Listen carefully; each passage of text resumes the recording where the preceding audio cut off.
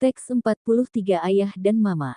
Pernah Gunawan mengatakan kepada Nela, kalau dia tidak sanggup hidup dengannya, Nela boleh pergi meninggalkannya. Karena Gunawan tidak ingin menyakiti hati Nela dengan cintanya yang bertepuk sebelah tangan. Dia juga ingin Nela hidup dengan bahagia. Dia bisa memberikan apapun untuk Nela tapi tidak dengan hatinya. Tapi Nela menolaknya. Dia merasa dengan berada di dekat Gunawan adalah kebahagiaannya. Cinta Nela tidak menuntut Gunawan untuk mencintainya. Selagi Gunawan memperlakukannya dengan baik dia akan bertahan. Dan terus memberikan dukungan untuk Gunawan. Ketika Nela tahu apa yang ada di kamar Gunawan.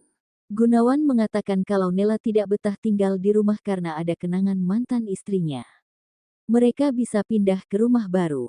Tapi Nela menolak selain tidak masalah dengan semua itu. Nela juga tidak mau meninggalkan Wiratmaja sendirian lagi. Karena dia sudah mulai menerima Gunawan yang seperti itu. Nela bahkan menyuruh orang membersihkan kamar itu setiap bulannya. Di hatinya hanya ingin Gunawan bahagia. Dia percaya suatu saat entah kapan Gunawan akan menempatkan dia di hatinya. Tapi angan Nela hanya tinggal angan. Setelah 2 tahun menikah dia divonis tidak bisa hamil.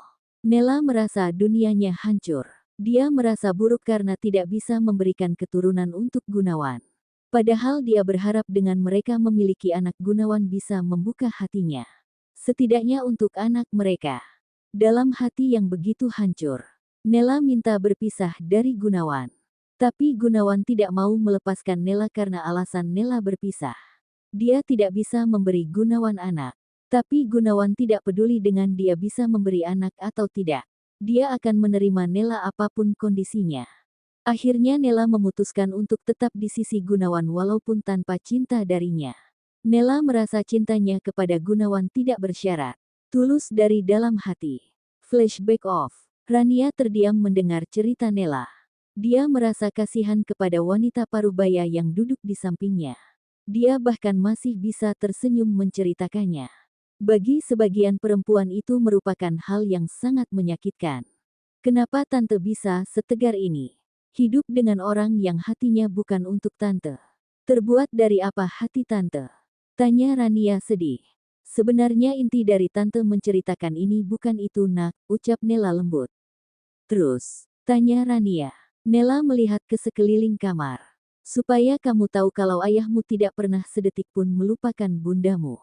Ini salah satu buktinya. Dia masih menjaga kenangan bundamu. Kalau dia benar-benar marah sama bundamu mungkin ini semua tidak ada. Ketika ayahmu merasa merindukannya dia akan datang ke kamar ini. Kadang dia akan memangis di sini. Hanya tante yang tahu semua itu.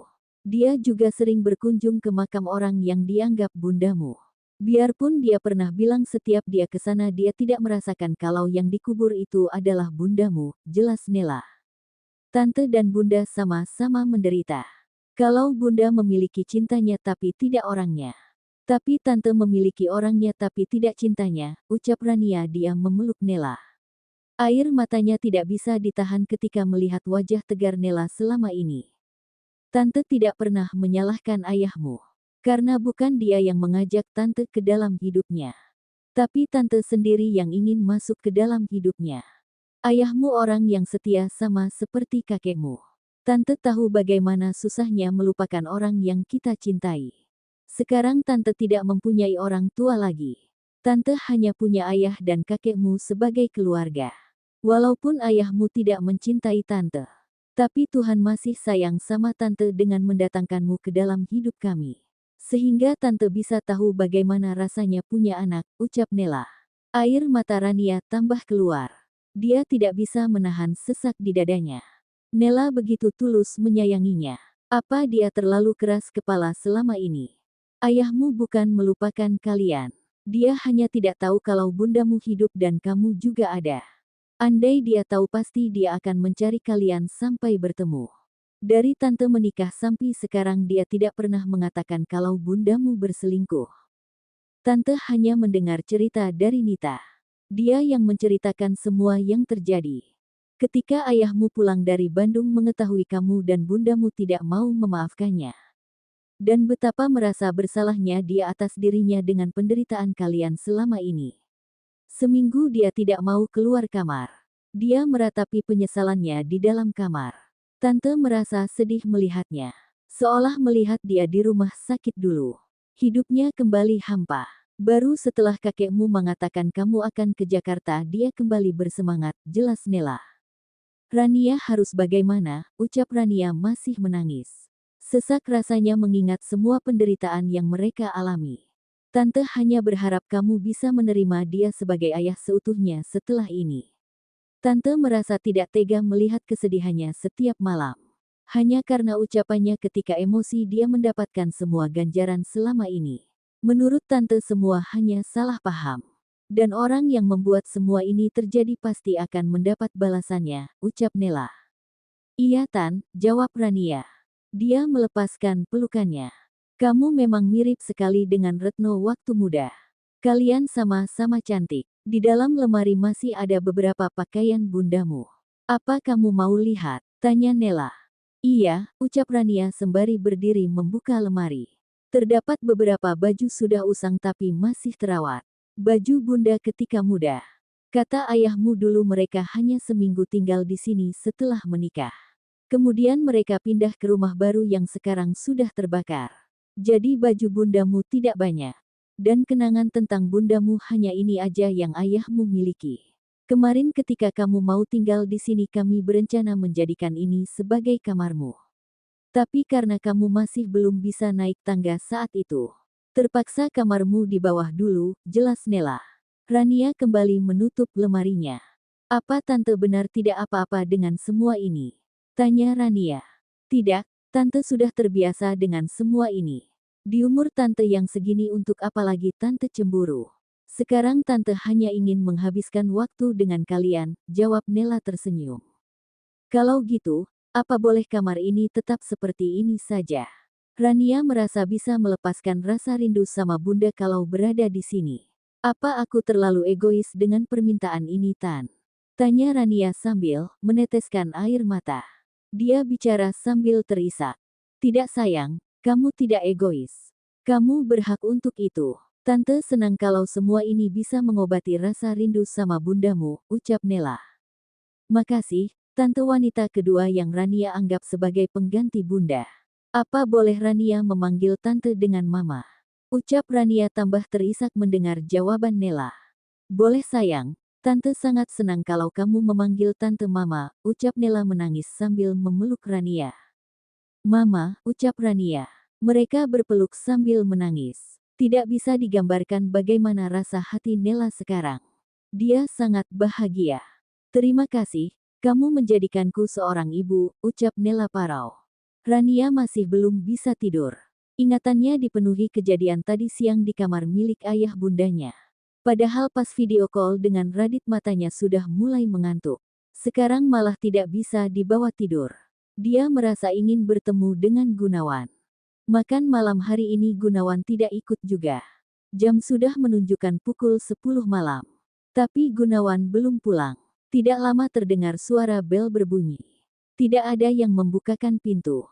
Sepertinya semua orang sudah tertidur. Rania segera keluar kamarnya untuk membuka pintu. Ternyata Gunawan yang pulang.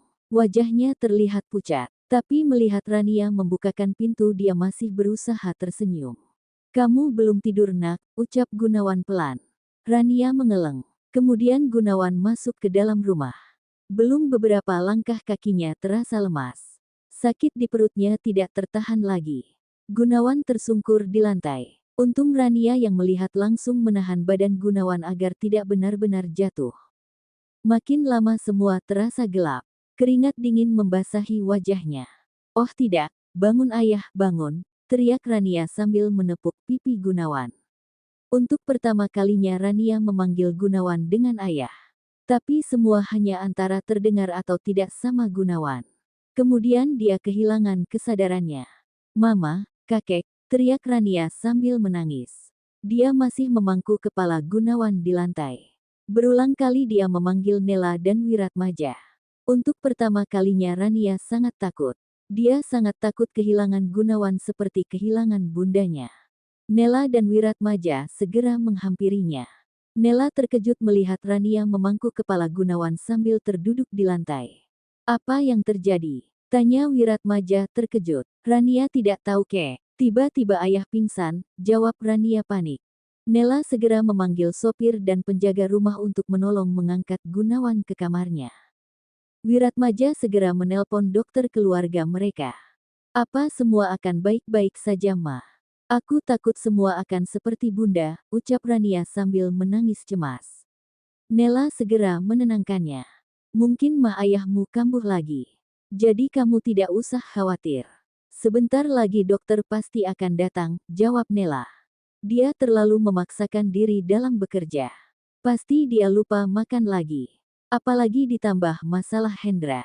Membuatnya banyak pikiran, ucap Wiratmaja. Tidak lama kemudian dokter keluarga mereka datang. Dia langsung memeriksa keadaan Gunawan. Kemudian dia memasang infus. Mah Pak Gunawan kambuh lagi. Terus sepertinya dia terlalu kelelahan dalam bekerja. Usahakan untuk beberapa hari ini dia istirahat di rumah, ucap dokter sambil memberikan beberapa obat. Apa ada masalah yang lebih serius, Dok? Tanya Rania cemas. Dokter Andi menatap Rania. Apa kamu putrinya Pak Gunawan? Tanya dokter Andi. Iya, saya Rania, jawab Rania. Tidak ada masalah yang serius. Hanya perlu banyak istirahat. Dan untuk sementara diusahakan makanannya jangan keras, jelas dokter. Iya dok, jawab Nela. Kalau begitu saya permisi dulu Pak Wiratmaja, pamit dokter. Iya terima kasih Andi, jawab Wiratmaja. Nela mengantar dokter Andi ke depan rumah. Kemudian Nela kembali lagi ke kamar. Papa istirahat saja dulu. Biar Mas Gunawan saya yang jaga, ucap Nela. Iya, ternyata badan tua ini tidak bisa dipaksa untuk bergadang, jawab Wiratmaja. Apa kakek mau aku antar ke kamar? Tanya Rania. Tidak usah, untuk jalan ke kamar kakek masih sanggup, tolak Wiratmaja. Setelah Wiratmaja pergi, tinggal Rania dan Nela di kamar. Kamu juga istirahat, biar mama yang jaga ayahmu, kata Nela lembut. Tidak, Rania mau di sini sampai ayah siuman, ucap Rania. Kemudian dia mengambil kursi untuk duduk di samping tempat tidur Gunawan. Nela senang mendengar Rania memanggil Gunawan ayah. Rania menatap ayahnya yang masih belum sadar. Wajahnya sudah mulai terlihat tua. Berbeda jauh yang dia lihat dari foto pernikahan ayah dan bunda. Di sana ayahnya terlihat sangat gagah. Berapa lama kita akan bersama? Apa ayah juga akan meninggalkanku seperti bunda? Aku kini merasa takut kehilangannya. Padahal kemarin-kemarin rasa benci di hati ini sangat dalam. Tapi melihatnya hari ini semua kebencian itu hilang tak berbekas. Hanya menyisakan rasa takut dan kegelisahan, batin Rania. Dia meletakkan kepalanya di tepi tempat tidur Gunawan sembari menatapnya. Nela keluar kamar untuk mengambil air minum dan membuatkan Gunawan bubur. Kalau Gunawan sudah siuman bisa langsung diberi obat dan makan bubur. Ketika Nela kembali dilihatnya Rania tertidur dengan posisi duduk. Hanya kepalanya saja yang direbahkan di atas kasur. Gunawan mulai siuman. Pertama dilihatnya wajah Rania yang tertidur pulas. Hatinya terasa hangat. Apalagi tadi dia seolah bermimpi Rania memanggilnya ayah. Bagaimana Mas bisa seperti ini?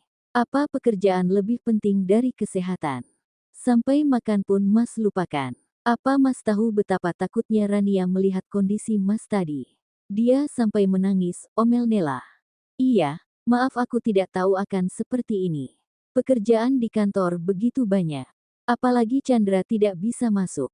Dan Hendra sibuk mengurus urusannya, jelas Gunawan sambil membelai rambut Rania dengan lembut. Sekarang Mas makan bubur dulu. Setelah itu baru minum obat. Kerjaan tidak akan ada habisnya bahkan sampai kita mati. Jadi harus tahu juga untuk memperhatikan kesehatan. Mas sudah tahu kalau Mas sudah parah. Telat makan saja pasti akan kambuh.